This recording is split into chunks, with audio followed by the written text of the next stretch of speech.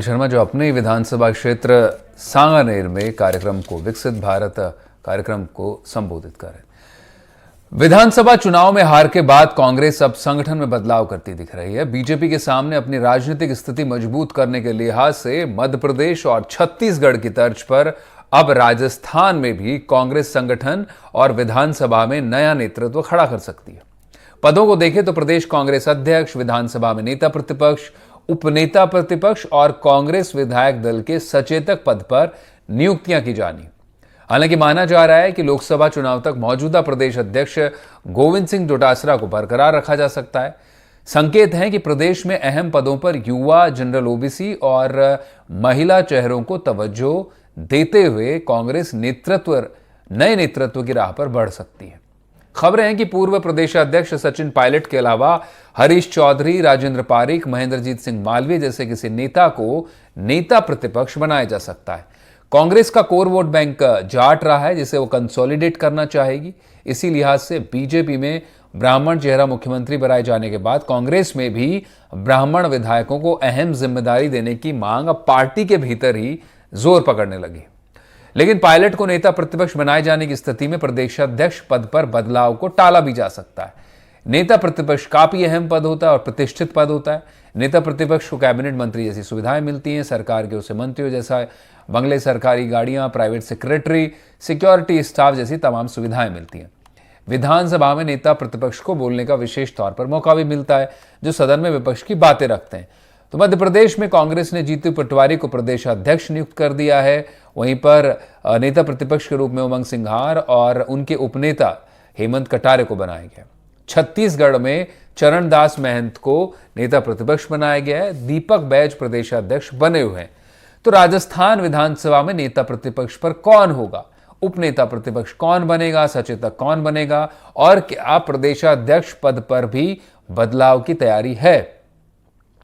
और सबसे बड़ी बात, जो कांग्रेस में दो गुट माने जाते रहे हैं, सचिन पायलट और अशोक गहलोत, क्या इन गुटों का विलय होगा आखिरकार हार के बाद? क्या सबक लेगी कांग्रेस और दोनों नेता वाकई में एक साथ आएंगे, या फिर गहलोत को दिल्ली बुलाया जाएगा और पायलट के हाथ कमान सौंपी जाएगी, या फिर कोई और तीसरा कदम कांग्रेस उठाने जा रही? दोनों नेताओं की अहम भूमिका रही राजस्थान में।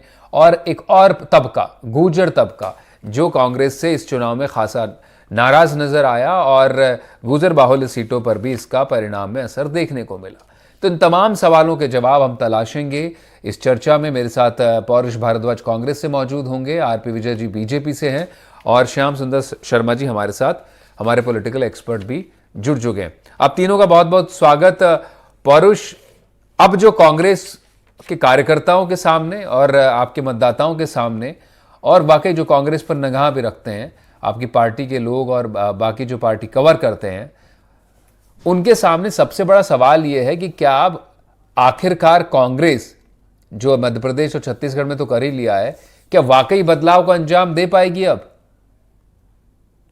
देखिए मनीष जी, मैं कहना चाहूंगा कि जैसा कि नेता प्रतिपक्ष वाला जो पद है और जो उपनेता की भी बात की जा रही है और जो सचेतक जो बनाने की बात है, तो निश्चित तौर पे अवश्यंभावी प्रक्रिया है। ये तो हमें हमारी तरफ से देना ही था। और आपको जैसा कि ध्यान होगा कि जैसे ही विधानसभा चुनाव के नतीजे आए तो तत्काल बाद में हमारे यहाँ पे विधायक दल की बैठक भी हुई, जिसमें सब विधायकों से फीडबैक लिया गया और निश्चित तौर पे सब विधायकों ने जो है पर्यवेक्षकों को अपनी राय बताई और पर्यवेक्षकों ने विधायकों की राय के अनुरूप उन विधायकों की भावना जो है वो आला कमान तक पहुंचाई है। और निश्चित तौर पे चूंकि अब विधानसभा का गठन जो है वो होने जा रहा है, श्री कालीचरण सराफ जी को प्रोटेम स्पीकर की शपथ दिलाई है, विधायकों की जो शपथ हो जाएगी उसके बाद में निश्चित तौर पे नेता प्रतिपक्ष की जो हमारा जो दायित्व है, जो नेता प्रतिपक्ष का नया नाम देने का, वो निश्चित तौर पे दिया जाएगा। और जैसा कि आपने अपनी रिपोर्ट में कहा, तो हमारे जो ये दोनों तीनों पद है, इस पे जो है इसमें युवा का, महिला का और सभी जो जातियों को एक जो सामाजिक तौर पे और जो एक राजनीतिक तौर पर प्रतिनिधित्व देने की जो बात है, तो निश्चित तौर पर सब बातों का ध्यान रखते हुए हमारे द्वारा तीनों नाम घोषित किए जाएंगे।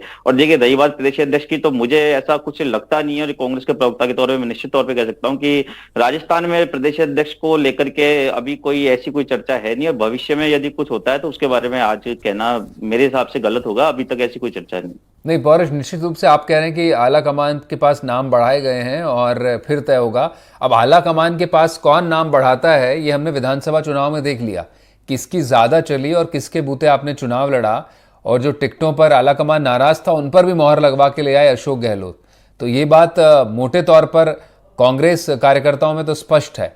लेकिन जो बात बार बार की जा रही है कि इन विधानसभा चुनाव के बाद क्या वाकई में बदलाव चाहती है कांग्रेस या फिर नेता तैयार है, ये एक बड़ा सवाल होगा। हम लौटेंगे आपके पास। मैं आरपी विजय जी का रुख कर लेता हूं। विजय जी, जो आपने स्ट्रैटेजी अपनाई है नए नेतृत्व की भी, कांग्रेस काफी उसको लेकर अब अपनी स्ट्रैटेजिकल चेंजेस करती दिखाई पड़ सकती है। उसको भी लग गया है कि चेहरे वैसे ही लाने पड़ेंगे बीजेपी से निपटने के लिए। तो आपके भी सामने भी एक नई कांग्रेस देखने को मिल सकती है। मनीष जी, सबसे पहले तो एनडीटीवी राजस्थान के सभी दर्शकों का मेरा नमस्कार, अभिनंदन। जी जी। मेरे को पौरुष भारद्वाज जी की आवाज नहीं आ रही थी, मेरे को पता नहीं उन्होंने क्या बोला, ये मेरे को आइडिया नहीं है।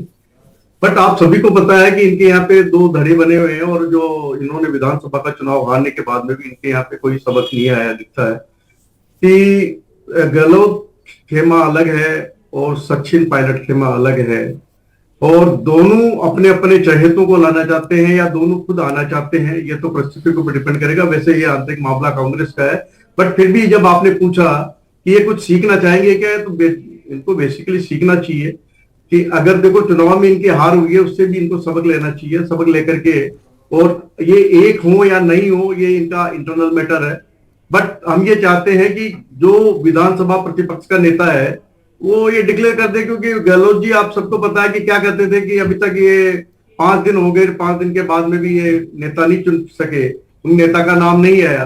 तो यहाँ तो ऐसी कोई बात भी नहीं है, तो विपक्ष के नेता की बात है। जब ये विपक्ष का नेता ही आज तक तय नहीं कर पा रहे हैं, तो ये आरोप जो इन्होंने गहलोत जी ने लगाया था, या जो उनसे उम्मीद की जाती थी कि वो जल्दी से जल्दी नाम देंगे कांग्रेस वाले, वो नाम नहीं आ रहा है। आप सबको पता है आज कितने दिन हो गए चुनाव के रिजल्ट के बाद में, उसके बावजूद भी इनका कुछ पता नहीं है। बट ये इनका इंटरनल मैटर है। बट सभी चाहते हैं कि भाई नेता प्रतिपक्ष आ जाए, तो एक चीज जिस तरीके से प्रोग्राम स्पीकर भी आ गए, स्पीकर भी आ गए, सब कुछ आ गए, तो उस हिसाब से इनका नेता प्रतिपक्ष भी आना चाहिए। उसी की बात वो पॉलिश कर रहे हैं। मेरा सवाल आपसे दूसरा था आरपी जी, मैं कह रहा था कि आपको इस बार हो सकता है नई कांग्रेस से रूबरू होना पड़े, जिस तरह के संकेत आपने अपने नेतृत्व बदलाव के सामने दे दिए हैं। निश्चित रूप से मध्य प्रदेश, छत्तीसगढ़ में वो बदलाव देखने को मिल गया है कि हो सकता है आप यहाँ राजस्थान में भी आपके सामने एक नई कांग्रेस हो।